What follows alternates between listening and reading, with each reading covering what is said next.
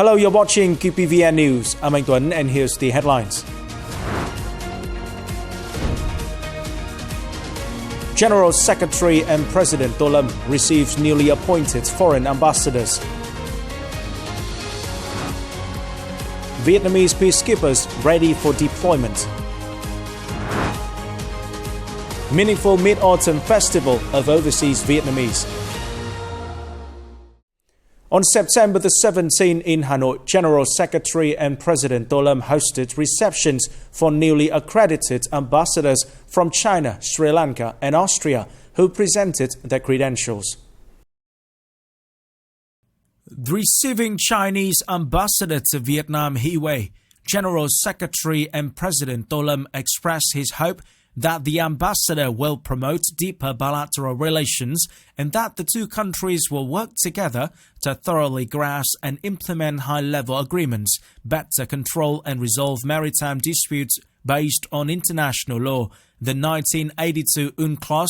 He also wished for the two countries to control and better resolve disagreements for the well-being of the two countries' people and regional peace and stability.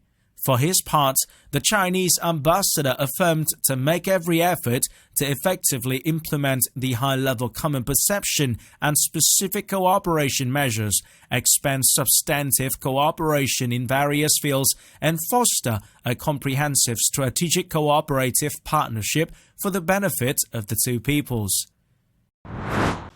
Congratulating Sri Lankan Ambassador Poshitha Pereira, General Secretary and President Tô Lâm noted that the working tenure of the ambassador coincides with the 55th anniversary of Vietnam-Sri Lanka Diplomatic Relations 2025, which provides a chance for the two sides to strengthen the bilateral relationship.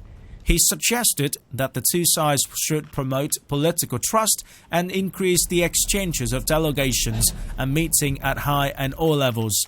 Regarding economic partnership, the Vietnamese leader affirmed that Vietnam commits to supporting Sri Lanka in agricultural development and to launch a direct air route between the two countries to facilitate people-to-people exchange activities. Reviewing the traditional ties between the two countries, the ambassador said that President Ho Chi Minh visited Sri Lanka 3 times. The Sri Lankan people always keep in mind the image of the late Vietnamese leader. He also affirmed to contribute to promoting the relationship between the two countries. At the reception for Australian Ambassador Filippo Agathonios, General Secretary and President Tô Lâm suggested the Austrian ambassador will work to promote delegation exchange at all levels, especially high level, to further strengthen political trust, thus motivating cooperation in other areas. At the same time, both sides should work closely together to make full use of advantage of the EVFTA, while encouraging and creating favorable conditions for Austrian businesses to strengthen cooperation, investment and technology transfer in Vietnam, as well as advise the Austrian Parliament to finalize procedures to soon ratify the EVIPA to provide optimal conditions for the promotion of equal and win-win investment cooperation between the two sides and for Austrian businesses in Vietnam. On September the 17th in Hanoi, the Ho Chi Minh National Academy of Politics held a ceremony to celebrate its 75th founding anniversary, September the 14th, 1949-2024, and receive a first-class labor order. Party General Secretary and President Tô Lâm attended the ceremony. General Phan Van Giang, Minister of National Defense, also attended the ceremony. Prior to the event, the party and state leaders, along with other attendees, observed a minute of silence to remember the soldiers and victims who lost their lives to the impact of Typhoon Yagi, which caused heavy rain, flooding and landslides in northern provinces and cities. Reflecting on the Academy's development, Professor and Dr. Nguyễn Xuân Thắng, Director of the Ho Chi Minh National Academy of Politics and Chairman of the Central Theoretical Council, emphasized that over the past 75 years, the Academy has proudly fulfilled its honorable duty of training core party members. The academy has trained hundreds of thousands of mid and senior officials from the party and the political system, as well as international students. They have been equipped with political theory, revolutionary ethics, leadership, management skills, and practical organization capabilities, enabling them to meet the strategic goals and missions of the revolutionary cause throughout different historical periods. At the ceremony, General Secretary and President Tô Lâm presented the first-class labor order to the Ho Chi Minh National Academy of Politics. He expressed pride in the Academy's achievements and emphasized the need for innovation in training officials with a focus on learners as the center, the school as the foundation, and lecturers as the driving force. He also stressed the importance of advancing scientific research by linking theory with practical analysis.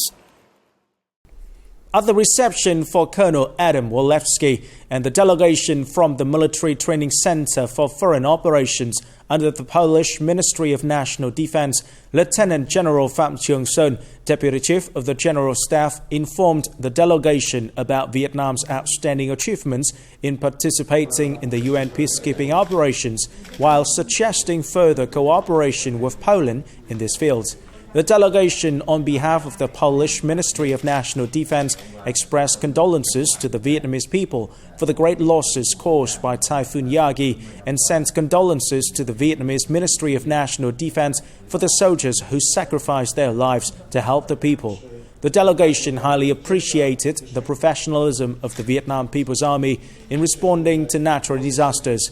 Colonel Adam Walewski said that Poland had a lot of experience in participating in UN peacekeeping activities and is ready to share experience and support Vietnam in this field.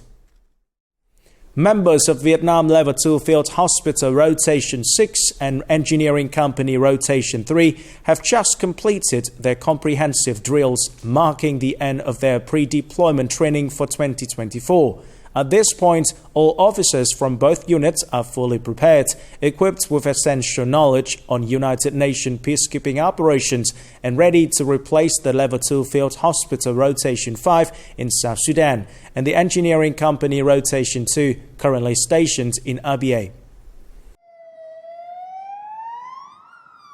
This is one of the scenarios involved a patient being transported by the Aero Medevac team to the emergency room of the Level 2 Field Hospital Rotation 6 in critical condition, suffering from cardiac arrest.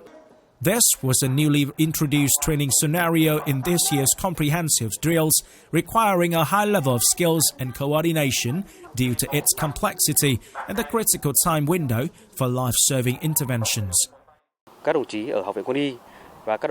Our colleagues from the Military Medical University and the Vietnam Department of Peacekeeping Operations have provided us with invaluable practical experience, ensuring we're prepared to handle any unexpected situations at the mission. In another exercise, scenarios posing potential security threats to the Vietnamese engineering company at the UNISFA were practiced. These included incidents such as civilians exploiting security gaps to infiltrate the camp or crowds of militants gathering to incite unrest outside the gates. In response, members of the Engineering Company Rotation 3 strictly observed the UN's non-use of force policy, demonstrating patience in negotiating humanitarian principles. Today, we conducted a comprehensive drill following UN peacekeeping policy. At this point, the entire company is mentally and physically ready, determined to be deployed and carry out the mission. Yeah, today, from what I've seen, it's a very good and effective army. Yeah, I think you will do well. You should continue doing what you do, and you'll have a very successful year away. Armed with the knowledge and skills they've gained, they are determined to carry out their noble international duties and contribute to the ongoing story of peacekeeping and humanitarian efforts thousands of kilometers away from their homeland. Coming up next, FDI enterprises appreciate Vietnam's support in addressing Typhoon Yagi aftermath. Meaningful Mid-Autumn Festival of Overseas Vietnamese.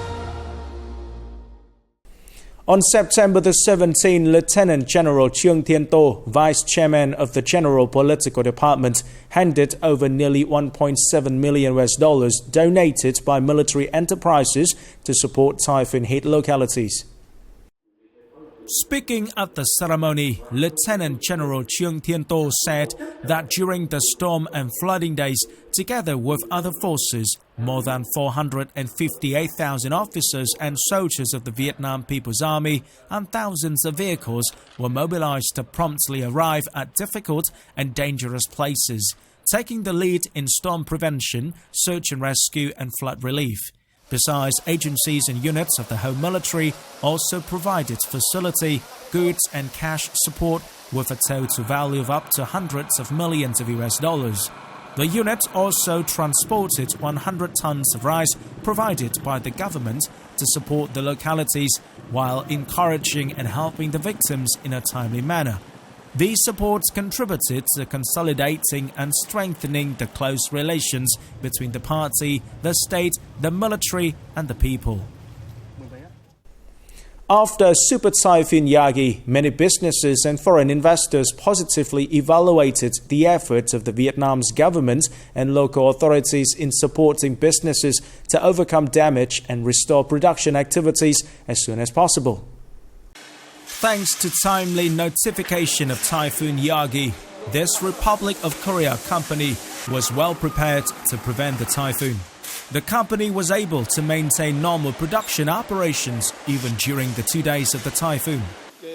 Some windows, ventilation fans in the factory and ceiling panels in the office area were damaged by the storm.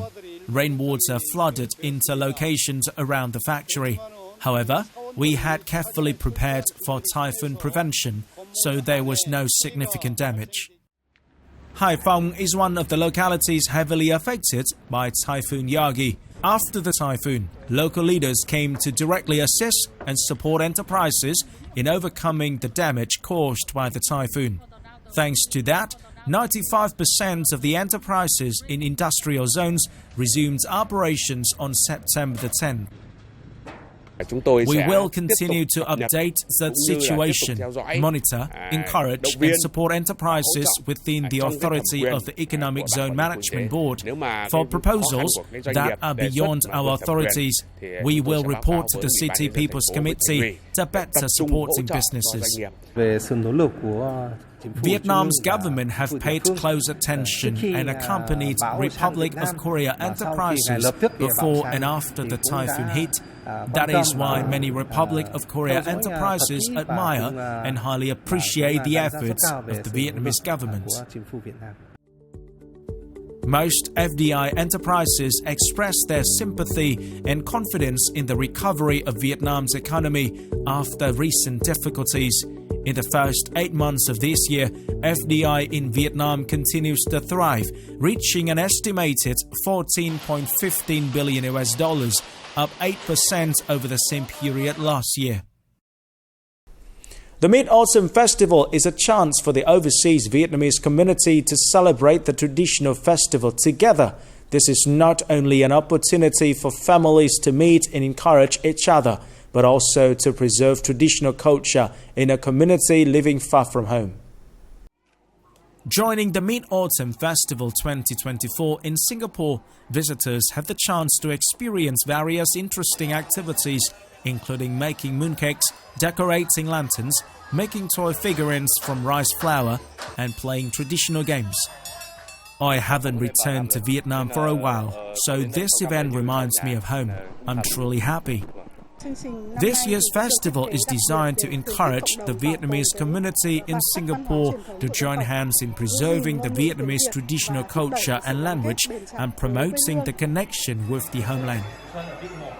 The festival is also an opportunity to tout Vietnamese traditional culture to international friends. This is my second time attending the Vietnamese Mid-Autumn Festival. And each time it's always surprising me because I enjoyed all the activities. Meanwhile, in Brussels, Belgium, the World Mid-Autumn Festival took place with traditional decorations, food and children's laughter. The festival's highlight was the lion and dragon dance, bringing the children a bustling atmosphere and joy. Also at the event, overseas Vietnamese donated a total of €1,110 to support Vietnamese people at home in overcoming difficulties caused by the recent super typhoon. This has shown the solidarity and kindness of the Vietnamese community in Belgium.